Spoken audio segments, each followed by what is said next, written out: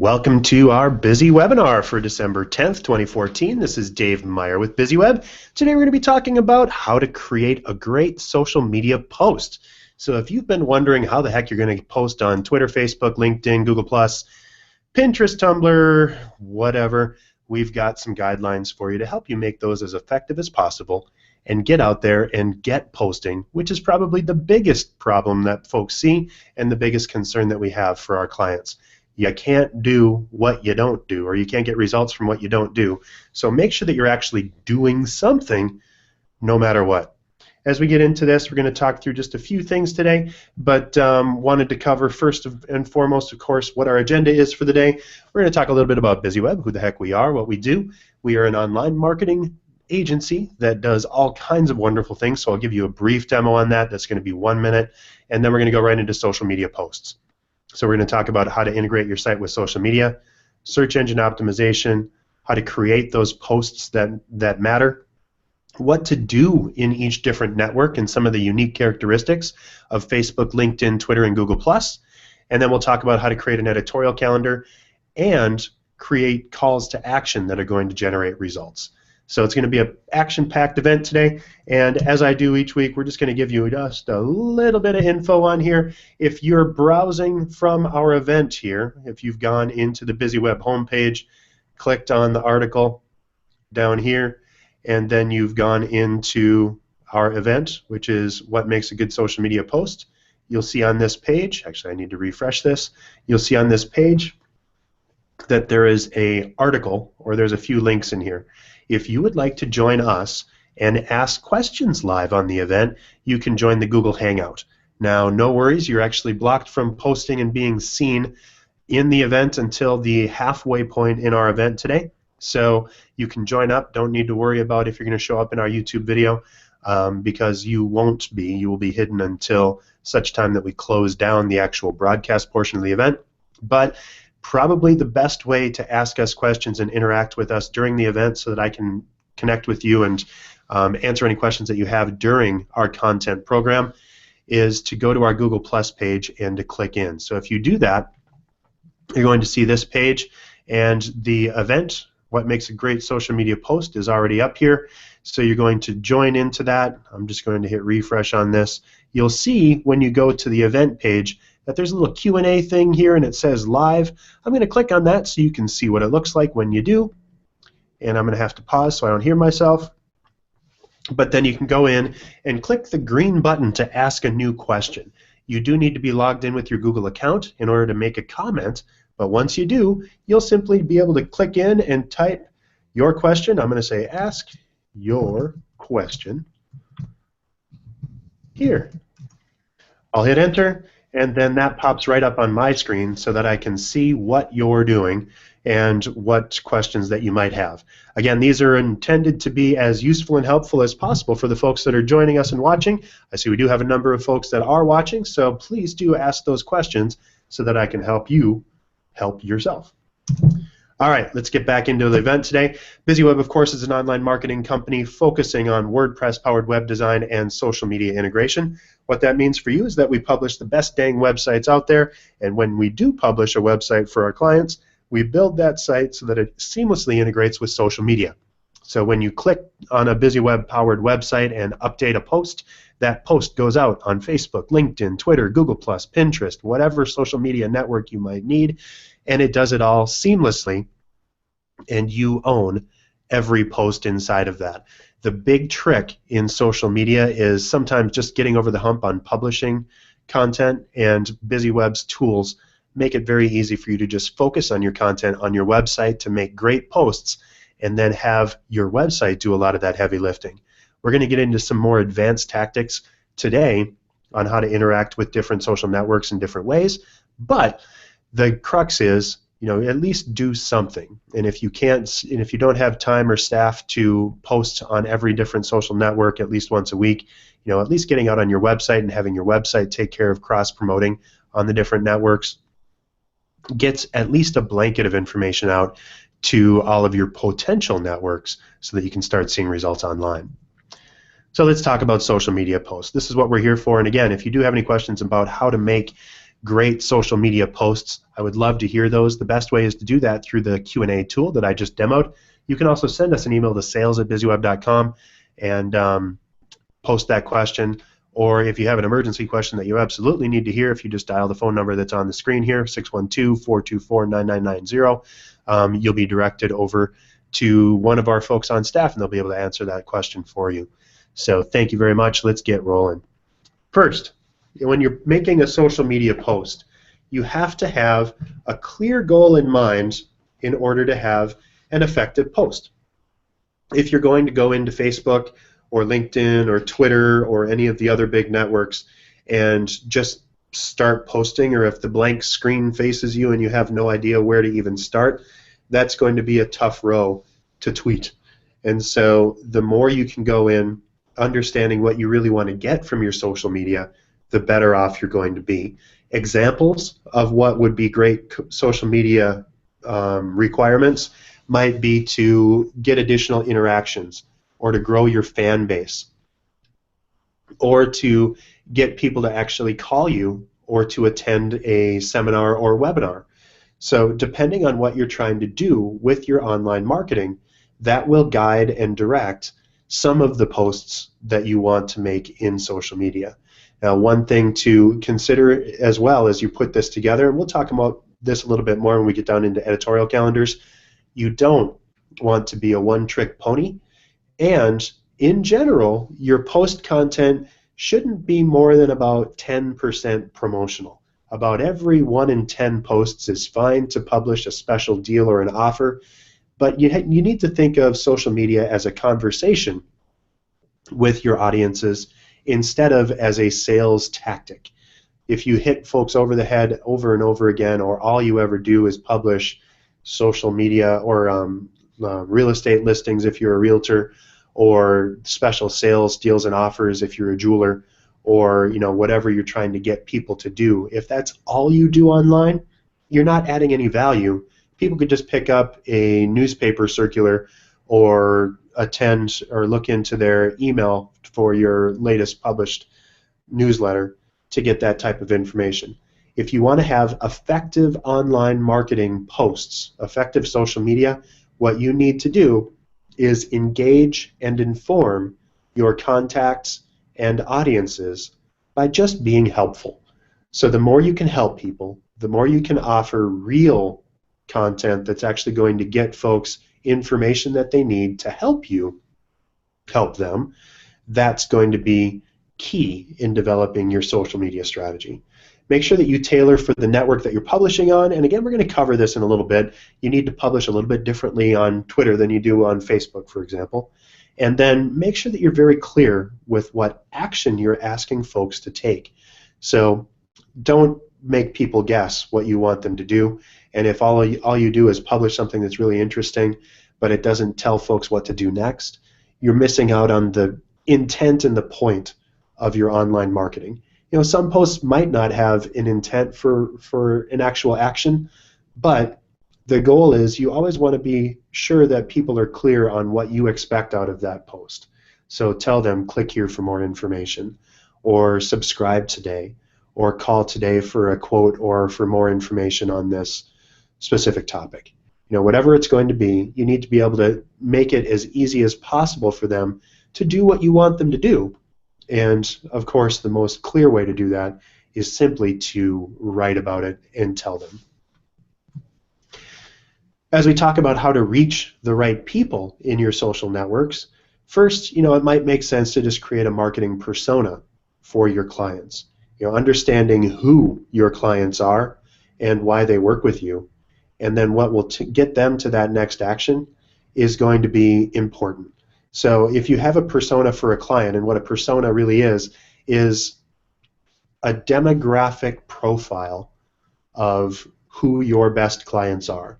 You might do this or might set up personas by just interviewing or thinking through who your absolute best clients are, what type of clients you want to grow in your business and get more of, and think about any unique characteristics, especially around how they interact with your company, but not necessarily 100% around their business interactions with you. So if, for example, you are targeting entrepreneurs in your business, if you're targeting folks that are starting businesses on a regular basis, those people might be more prone toward high adventure sports or rock climbing, for example. And so if you have posts, or if you know of a particular hobby that a lot of your clients have, you can drill that down and perhaps make analogies from what you know they're interested in their personal lives to what you want them to do or experience in your business.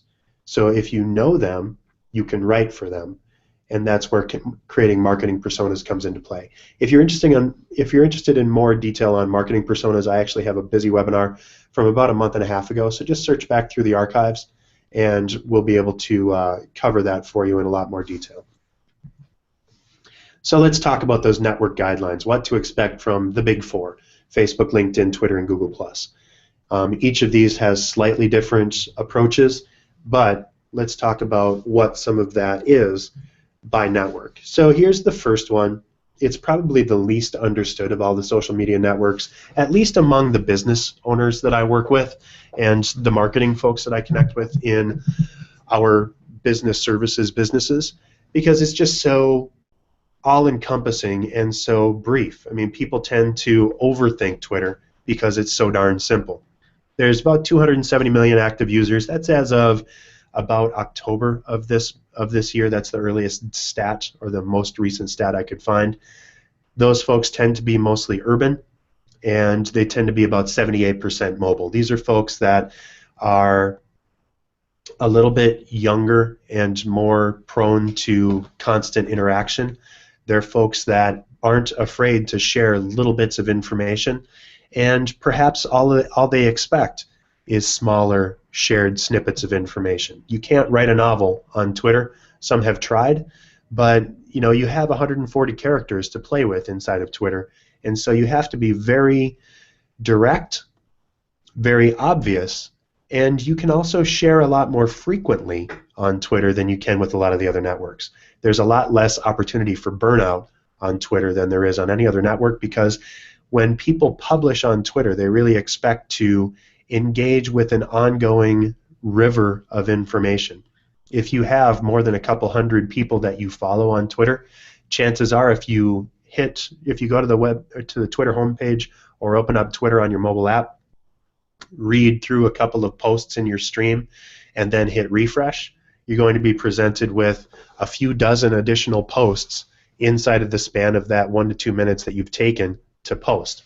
So you're not as bound and not as locked in. You can post the same thing over and over again as long as you have content kind of interspersed. You don't want to just overpublish, and there are actually tools that will let you republish any given post a series of times, but don't feel like you're oversharing on Twitter. You can there is a threshold, of course. If you're going to post every minute, things are going to get out of hand, but feel free to post for the morning crowd and the lunch crowd and the evening crowd if you have a really important article that you want, or a really important post that you want to be seen. Make sure that you're connecting and reaching out in your networks to make as much impact and content as possible. And then, also don't be afraid to use hashtags. So as you hashtag things together, these are things that folks can search for in order to get details on that information. You'll see a lot of this actually in TV shows now. Folks are hashtagging different things so that people can talk about and engage with the community in real time. So if you're at a conference, or if you're speaking at a conference, encourage folks to tweet in their questions at a specific hashtag. Grab people and ask them to provide their feedback via hashtag. Be careful, because this can really blow up for you, as the New York Police Department has found. They tweeted out some different things, and they asked for a day in the life, and so they actually were inundated with negative posts. And this is before the recent unrest, the civil issues. So there's been a lot of danger inside of social networks, especially in Twitter, and using hashtags too liberally. or giving people a chance, especially if if your organization has any chance at being overly polarizing. You may want to be careful with overuse of hashtags, and you got to be careful because you just may get what you wish for. If you make a post and you connect up and you ask people for their input or to get creative, you have to be willing to take that creativity for whatever it is that they're going to be. People tend to be a little snarkier and a little crazier on Facebook or on all of these social networks, but with Twitter and the ephemeral nature of posts and the fact that they kind of tend to evaporate into the ether as far as day-to-day experience, that's something that you need to concern yourself with. Another note is, even though you post and it may seem like you're just disappearing into the ether whenever you make a post and that it might not matter, every post you make on any social network is there forever. So even if you publish something, you think the better of it, and you go in 5 minutes later and delete it, there's a chance, especially if you have a large following, that someone may have taken a screenshot of that post and they'll retweet it and post it, and then you have no control over that message. So only post things that are approved for consumption by your grandmother, perhaps.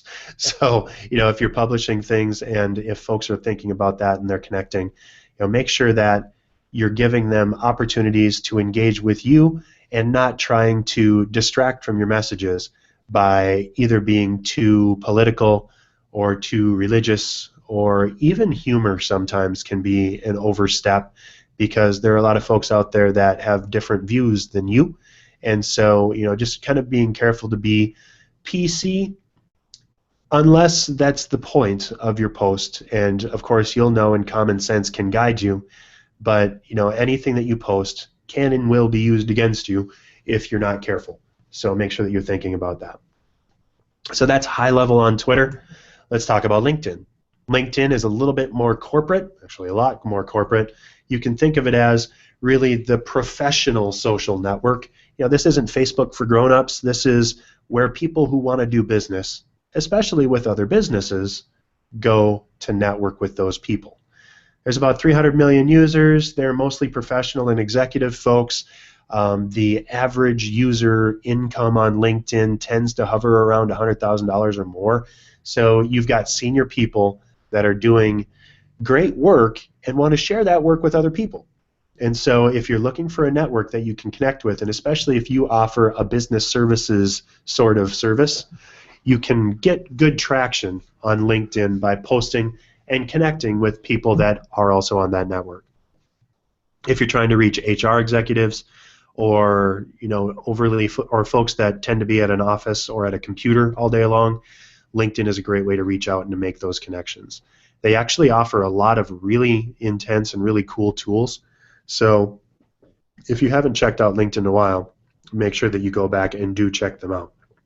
One of the most interesting and for us exciting things that you can do on LinkedIn now is you can actually make personal posts, like blog posts almost, on your LinkedIn account. That enters you into the LinkedIn publishing platform or publishing network, and that tends to see some really, really amazing results. We actually have a client of ours that's working in our Buzz Builders programs for online marketing who has been using LinkedIn as a strategy and tactic. She makes personal posts, and her website, of course, posts to her social networks, but then she also takes the extra step of just grabbing the content that she's published and going into her LinkedIn publishing profile and essentially writing a new blog post, just copying and pasting that content out to her networks. She was seeing probably 30 or 40 clicks per post on her Facebook, LinkedIn, Twitter regular pages, and probably about the same on her website. But she was seeing 3,000 to 4,000 views on her LinkedIn publishing platform. So depending on who you're trying to reach and what you're trying to do, LinkedIn may be a very amazing option for you if you do that. On LinkedIn posts, make sure that you publish things that are helpful and informational. The biggest way to fall flat on LinkedIn in particular is to try to be overly promotional. So don't try and sell stuff on LinkedIn. This is your networking spot. This is your morning coffee that you're having with a number of different groups. If you've been to a BNI meeting or a chamber networking event, people go in, they share their experiences and share how you can refer business to them or something that you know about your industry that no one else does that would tip or trick someone, or not trick, or trip someone's imagination or memory into thinking, yes, I know Bob Smith, and Bob really needs what you just talked about, Mary. So they'll be more likely to connect with that and to refer you over if you've published helpful information. As I mentioned before, personal posts are really the biggest pop in in LinkedIn, and is actually one of the more exciting things that's available in all of the networks, in my experience and opinion. There's also company pages on LinkedIn, and so this is one spot that's open to the entire world. It's searchable, and it's your home on the LinkedIn universe for your company. So, for example, BusyWeb is at linkedin.com/company/BusyWeb, and we can also publish showcase pages for individual topics underneath our company page. So, for example, BusyWeb has our own company page, but then we have showcase pages for web design, online marketing, and our Buzz Builders programs. That allows us to publish information and helpful updates where people can follow all of that content on a regular basis. So if you haven't played with LinkedIn, that's a great opportunity to take. Next up, Google+. Now, Twitter, I mentioned, was one of the most misunderstood networks on social media. Google Plus probably gives Twitter a run for its money as far as people just really don't get Google Plus either. You know, Google Plus is really, it started probably as Google's answer to Facebook, but really for day-to-day interactions and connections, Google Plus is best thought of as an advanced search engine optimization tool. Anything that you publish, especially if you publish links to your website and content including links to your website on Google+, that's what Google calls a spark, and it's great for link juice, for page rank on your website. So if you can make regular posts on your Google+ account, interact, engage, and inform folks, that's what you need to be thinking of for Google. The folks that are on Google+, there's about 540 million active users. Basically anyone that's hung on to Google+ after they were shoehorned into it because they have a Gmail account, those are the folks that you're reaching. The neat part about Google+ is that people that are on it are really on it. So if you interact on Google+, you'll probably note that the folks that you know and that you interact with on Google+ are much more likely to reply or to be engaged with any given post that you make. But it's a much bigger crapshoot. So if you're targeting tech-savvy males that are familiar with the ways of the Goog, then you may be well served to treat Google Plus with extra care. At a minimum, you should be posting anything you post on your website to your Google Plus account to get you better results in your search engine optimization. There are amazing collaboration tools in Google Plus. You're actually watching a Google Hangout right now, and if you want to deliver and connect with folks using some really amazing technology, Google Plus is something that you owe it to yourself to dig in on.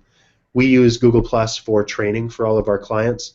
We'll publish kind of behind the scenes how to make posts on your websites, and then we publish those as captured videos that we've created through Google Plus Hangouts, and we'll embed those on the admin panels of our clients' websites.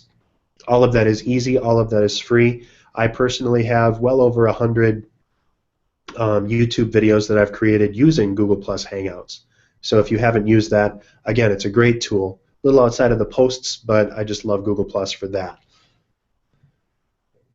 Business pages we talked about a little bit, but you can cross-post all of your content from your website for best search engine optimization, and encourage people to +1 your content, because that's another high trust indicator as far as Google's concerned. You know, as the 800 million pound gorilla on the web, you know, make sure that you're taking care of that gorilla's baby. You know, don't call it ugly, don't ignore it, because at some level, you know, working with the preferred tools inside of Google is going to help you. There's a lot of great ways to post articles, photos, and videos, and there's some auto awesome features that you can do if you have Android or iOS devices. So if you take a burst mode set of pictures or number of pictures in a row. AutoAwesome, for example, will create an animated GIF that you can post on your social network, and it does that automatically for you. All right, so the big daddy in social, Facebook. What do you get with it? What can you do with it? Here's the details. Facebook has, almost 2 billion users. About 200 million of those folks are in the U.S. And folks have said that there are more Facebook posts out there than emails. And for a number of folks on social networking, or certainly a number of people that I work with and connect with, seems like they're sending or on Facebook a lot more than anywhere else. Tend to be a little bit more female to male on the female to male ratio, and tend to be around mid to young in age, so 18 to 29. There's a ton of folks that are in the Generation X kind of range that are on Facebook, and the folks that are connecting with their old high school buddies and friends, or connecting up with their gal pals and checking things out. That's where folks are interacting with Facebook. There are pages on Facebook, of course. Page rank, or edge rank as they call it, has been decreasing rapidly as the sheer volume of posts have increased across all of the social networks. People just publish on Facebook. And so the chances that any given post that you make for people that have liked your business page has decreased from around 30 to 40% to probably around 3 to 4%.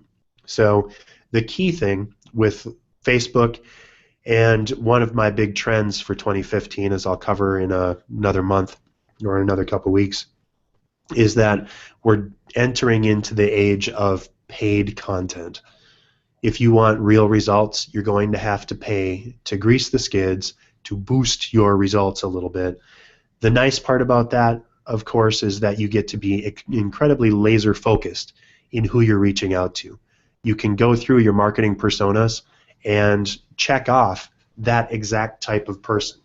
If, for example, you're looking for a woman who has kids, who lives within 5 miles of you, and who has interests in gardening and or automotive repair, you can target that exact set of people and go for as few people as possible while still reaching a reasonable amount of folks. So if you can winnow down or target your audience down into the 4,000 to 5,000 people range, then your pricing on your advertising gets much decreased over what it would take if you just tried to publish to everyone in the US, for example, or anyone that was interested in gardening.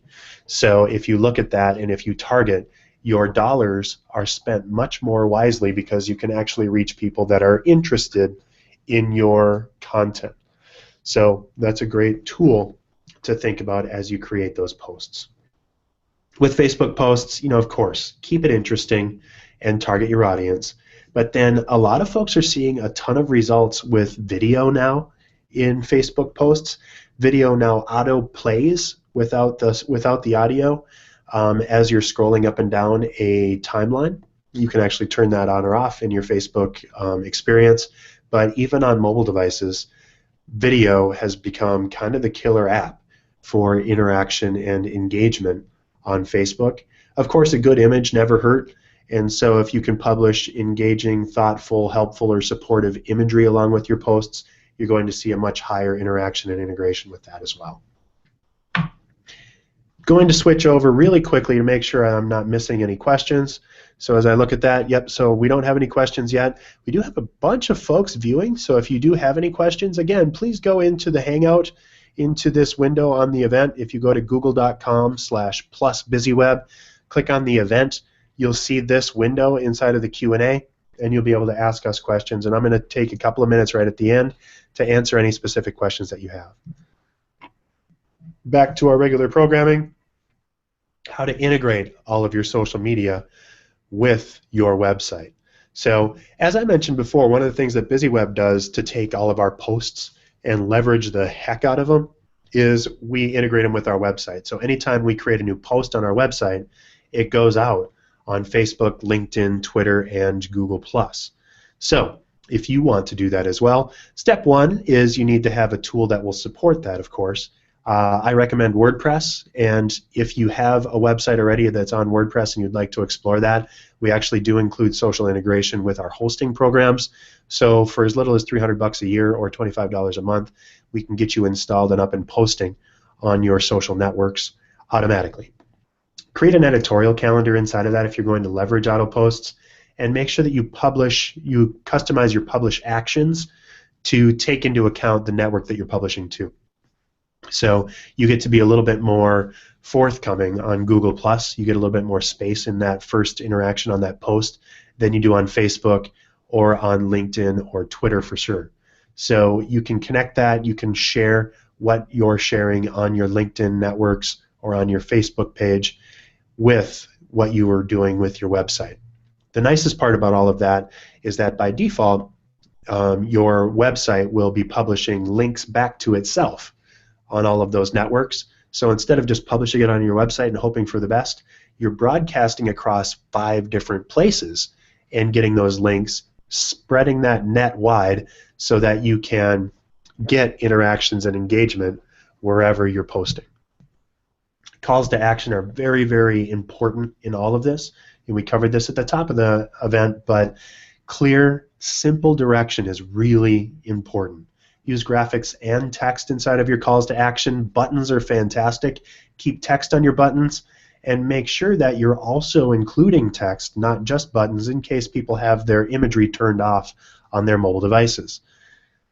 Examples of great calls to action are buy now, call today, subscribe now, attend our event, learn more. Generally, if you can take out as many expected steps or remove any ambiguity on your calls to action, you're going to have the best possible result. So what I mean by this is I am a Constant Contact representative, and inside of the 500,000 people that visit Constant Contact's website every day, they did some A/B testing, and they found that if they had a call to action on their website that just said, learn more, that maybe 20% of folks that visited that page would click that button. If they had subscribe for a free trial, that increased a little bit. If they had subscribed for a free trial and they asked for your name and your email address, it actually plummeted by 80%. Now, the happy medium, the Goldilocks scenario here, is they actually had a button and your email address with a big disclaimer that said we won't share information with anybody and this is all you need, and they actually saw that decrease or increase by 80% on the interactions and on the click-through rate for that particular item. So make it simple, make it easy, and if you really mean it with your call to action and you want to get people excited and to take that action, you might want to consider having your call to action at the top of your post, at the middle of your post, and then again at the bottom of your post. Now this is mostly for websites. In social media, and especially in Twitter, you're not going to get that much space to do top, middle, and bottom, but make sure that you make it clear, easy, and make it as easy as possible for people to understand what they're getting into in that call to action so that they'll take that action. Very briefly, let's talk about search engine optimization inside of all of this. You know, as you're making posts on your website that are auto-integrated with your social media, include H tags, so headings, H1, H2, H3. That denotes with Google the importance of that particular bit of content, and they actually give that a little bit higher ranking as far as what's included on the social media. Link to any content, so if you have a Contact Us page or a services page, make sure that you're linking to that as much as possible. And especially in your social media posts, make sure that you're linking to the page that actually relates to the content or information that you're talking about. So don't just send people to your homepage all the time unless your homepage specifically talks about the call to action that you're looking for. But you're going to have much better results if you drive people to a sign-up form page than making them go to your homepage, search around your homepage for a little link to a sign-up form. So just get them right to where you need to go. For meta titles and descriptions inside of websites, again, you know, your meta title should be around 60 characters or less to avoid having it cut off by Google. and descriptions about the same, about 130 characters or so. That keeps decreasing because they keep decreasing the amount of pixel width that they give you. And it's not exactly characters, but 130 characters is about right before you start getting cut off and get the ... or the ellipses. And then if you're posting images, make sure that you're titling your images appropriately, and on your website at least giving them alt tags. And if you need to know what that means, let me know and we'll talk about it later. For editorial calendars, think ahead on what you're trying to accomplish and maybe make specific times of day or specific weeks of your month about different things. So if you have different content that you're trying to reach, or if you know that every week or every month you need to cover these 3 specific topics, just get them down on paper and then start publishing and posting on that. With tools like Hootsuite, or certainly with your website if it's set up correctly, it's very easy to publish out into the future. So make sure that you're taking advantage of that and publishing that content on a regular basis. If you do have a lot of auto-subscribed content or a lot of auto-posted content that's scheduled for the future, make sure that you keep an eye on that, especially if it has any relation or anything that might get tricky in the future. So, for example, if there's some sort of a natural or man-made disaster that happens on a specific day, the first thing, or one of the first things that you're going to want to check, is to make sure that your auto-posted social networking posts for that day don't conflict or come off or sound off as being just kind of out of sync with what's happening in the population. So some airlines have gotten into trouble with that, and certainly some department stores have gotten into trouble with auto posts where they've come off sounding tone deaf, or that they're not checking. It's obvious that they're on an auto publish schedule, but that needs to be one of the things that you consider if you do have a lot of auto posted content. Another thing is you may hire someone to do this content for you. Make sure that you still have the keys to the kingdom in case you need to override, shut down, or take care of things. One of the things that BusyWeb does, and certainly inside of our Generate Buzz Without Getting Stung promise, is we make sure that our clients still have the keys to everything that they do, and we empower them to own their social networking as much as possible. So make sure that you're taking those same steps. As we cover over, I wanted to give a chance for questions, so I'm going to skip back over to that. And Andy has said, how separate should you keep your personal accounts versus your business accounts in the social realm? Thank you very much, Andy. Appreciate that. I'm going to mark down that I'm answering that one. And let me go into the Q&A app so that I can. And let's see, selecting, and I'm going to go back into this. So, Andy, how separate should you keep your personal versus business? In general, you don't get any search engine credit or any real benefit from publishing on your personal networks. So keep your personal stuff personal. Make sure that you don't cross any borders or do anything that's going to get you in trouble in personal networking, because even if you think it's only going out to one specific person, that person might sneak a screen grab of that, especially if it's particularly incendiary, and it might blow up on you. So always play nice in the social sandbox, but make sure that wherever possible you're publishing to your public networks, to your Facebook business page, to your LinkedIn company page and showcase page, to your Twitter account, and make sure that your Twitter account is public, and your Google Plus company page versus personal.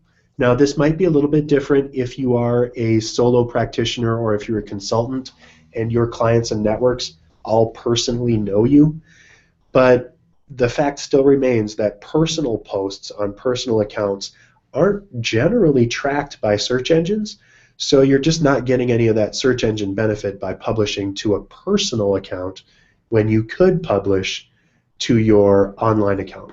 Now, one caveat on that, and I mentioned this before with LinkedIn's publishing platform, you can publish blog posts, so to speak, from your personal account that will go out on a public network.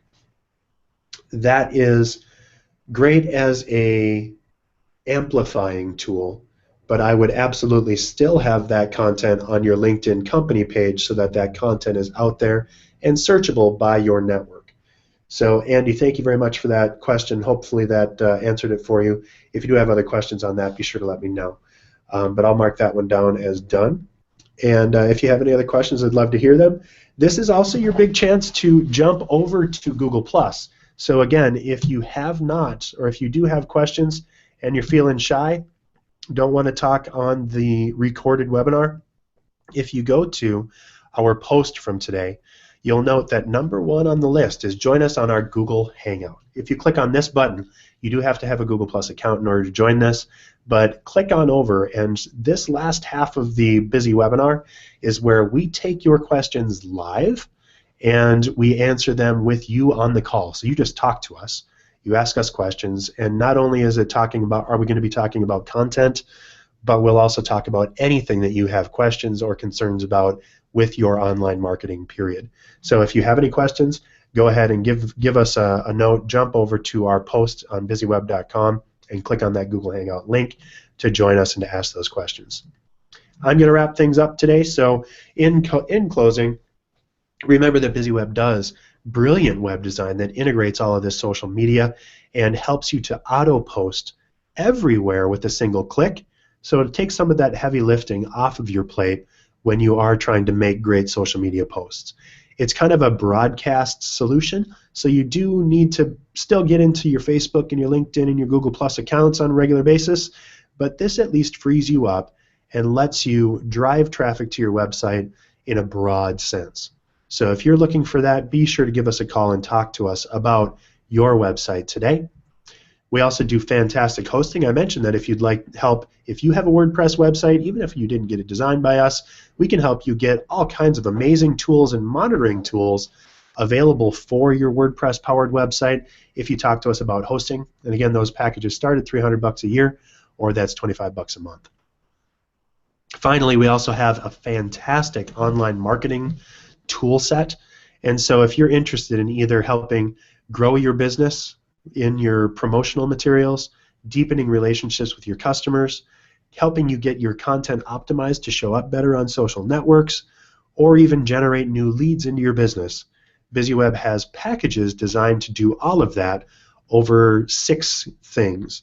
Those 6 things include Google Ads or regular online marketing ads, content creation and curation, search engine optimization, and email marketing and newsletters. So depending on what you need, BusyWeb can absolutely help you with anything in online marketing. Join us every Wednesday. Next week we're going to talk about year in 2014, or my 2014 review, what the big things were that happened in 2014 and what it means for us. And then that's our last busy webinar for the year. And we'll come back to you in the first, actually on the 3rd, I believe that is, where we're going to cover our New Year's predictions for 2015. There's some really cool stuff coming up, and I can't wait to share that with you, so be sure to tune in. You can join us every week by going into busyweb.com/events, clicking the link to register, and when you do register, you'll be able to ask questions in advance that will be sure to work into our presentation. Finally, if you have questions and would like us to give you an overview on what your online marketing is doing, would encourage you to check out our Buzz report. Go to busyweb.com/buzz, fill out the relevant information on that page, and we will look at your website, your social media, your search engine optimization, and give you real-world tips to increase your results or enhance your results in anything in online marketing. You'll walk away with concrete steps and next steps to take in order to improve your online world. Again, I'm Dave Meyer with BusyWeb. Thank you much for joining us today. Have a wonderful week, and we will talk to you next week where we're going to cover 2014 in review. Again, I'm Dave Meyer with BusyWeb. Thanks for joining us again, and remember, at BusyWeb we help you generate buzz without getting stung. Have a great week.